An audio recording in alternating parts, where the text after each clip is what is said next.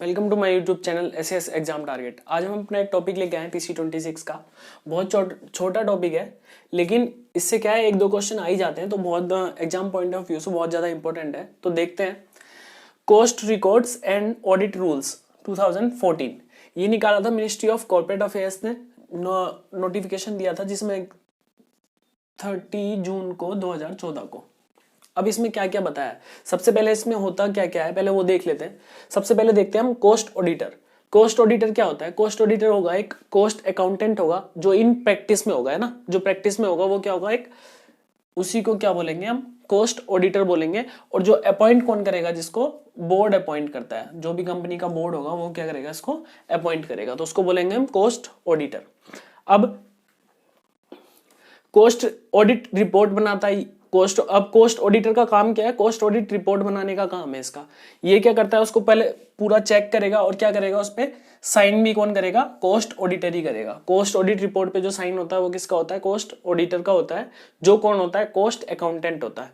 कौन होता है? कॉस्ट अकाउंटेंट होता है। अब ये क्या है, उस पर साइन तो करेगा, लेकिन उसमें क्या है, अगर कोई ऑब्जर्वेशन अगर उसको लगता है तो वो क्या है, वो भी इसमें इंक्लूड करेगा एनेक्स्चर के साथ में। इसी रिपोर्ट में अगर उसको लगता है कि हाँ ये मुझे दिखाना चाहिए था या ऐसा कुछ, तो वो क्या है, इसमें इंक्लूड करेगा उसे।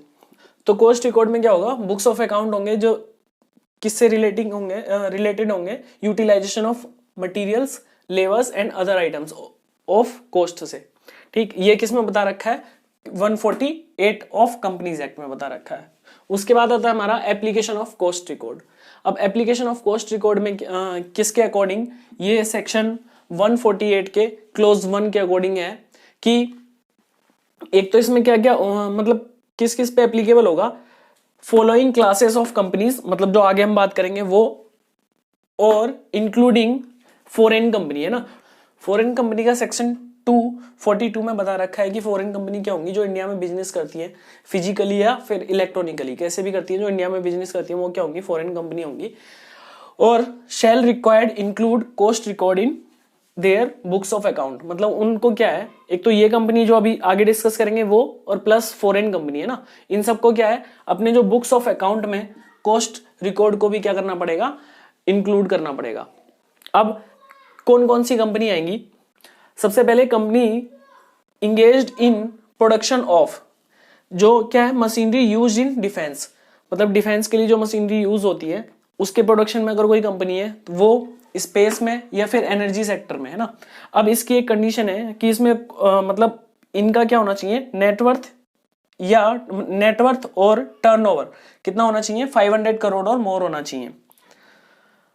बी नंबर पे आता है हमारा company engaged in an industry, मतलब कोई भी इंडस्ट्री है जो रेगुलेटेड बाई सेक्टोरल रेगुलेटर से की जा रही हो, या फिर मिनिस्ट्री से की जा रही हो, या फिर डिपार्टमेंट से की जा रही हो, सेंट्रल गवर्नमेंट के, वो हो गई। और सी नंबर पे आता है हमारा companies operating in areas involving public interest, अगर कोई पब्लिक इंटरेस्ट में अगर इन्वॉल्विंग है तो वो कंपनीज भी क्या है, इसी में आएंगी।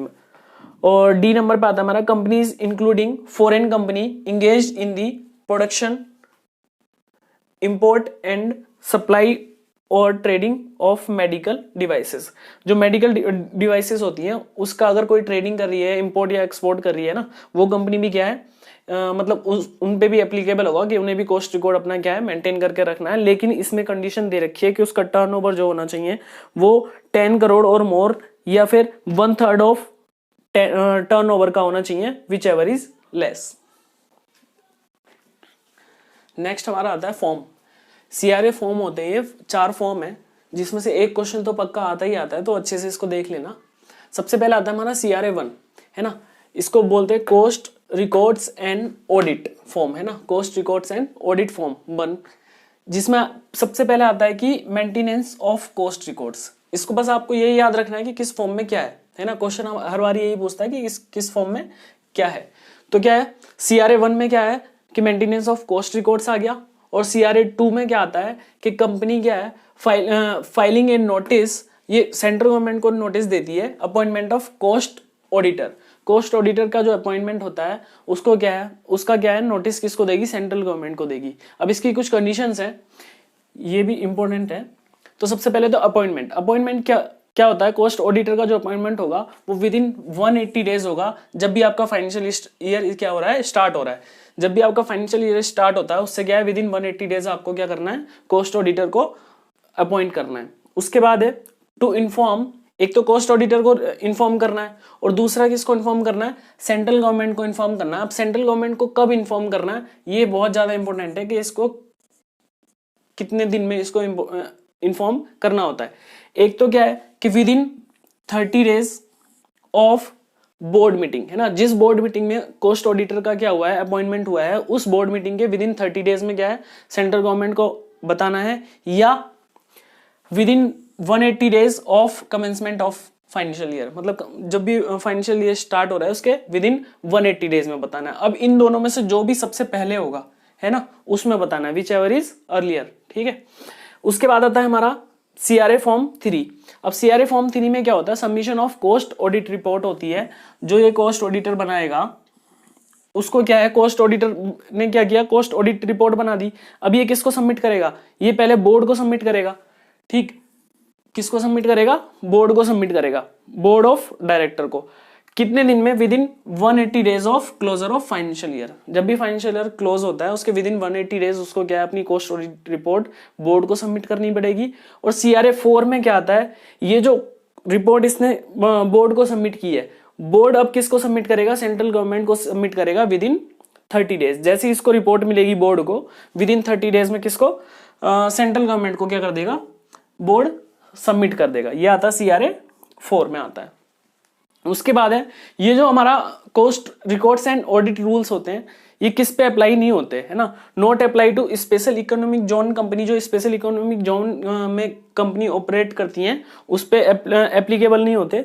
और whose revenue from export in foreign exchange, जिसका रेवेन्यू क्या है, एक्सपोर्ट से है, फॉरेन एक्सचेंज में होता है, और जिसका क्या है 75% टोटल रेवेन्यू का क्या है, ज्यादा है 75% टोटल रेवेन्यू से क्या है, मतलब 75% से ज्यादा रेवेन्यूज का कहां से आता है, इसी से आता है ना, फ्रॉम एक्सपोर्ट से आता है इन फॉरेन एक्सचेंज में।